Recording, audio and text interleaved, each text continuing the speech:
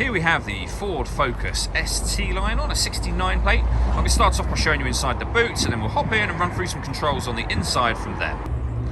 As we approach the back of the car, you can see we have plenty of boot space, along with that 60/40 split folding rear seat, should you wish to increase this space even further. Okay, now that we're inside the car, we're going to start with the dials. On the left-hand side, we have the rev counter, and on the right-hand side, the speedometer. In the middle at the bottom, we have the fuel gauge and coolant temperature gauges. And then above that, the main trip computer, which includes the total miles for the car. They are 8,959. We have a digital readout for the speedometer being displayed in that section. You can change that information for various things from your trip computer, settings, you've got a phone, audio menu as well, and then back round to the beginning again. And the buttons I was using to do that are just here. We have stereo controls and phone controls beneath that. Stereo controls continue on the left, along with cruise control and speed limiter as well. Over in the centre, we then have the touchscreen for the car. So this is where you pair your phone.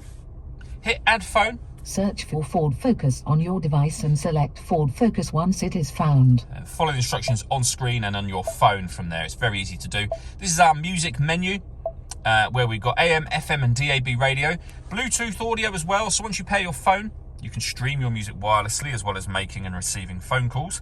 This car's also got two separate USB inputs. So if you plug devices into those, then they will appear up here as further options for you as well. Working our way down with the main volume for the stereo. And then below that, we have the car's air conditioning. So you can adjust the fan speed, the temperature, the direction the air is being distributed in. When you're happy with those settings, that button turns your air conditioning off or back on again. You can recirculate the air that's in the car. That's a great way of heating it up or cooling it down quickly, depending on the temperature you set just here. Underneath that, we have USB input and a 12-volt charging socket, the 6-speed manual gearbox, and then from here, we can turn off the stop and start, we can turn off the traction control, and this final button here will change the driving setup of the car. So you can put the vehicle into normal, eco, or sport modes.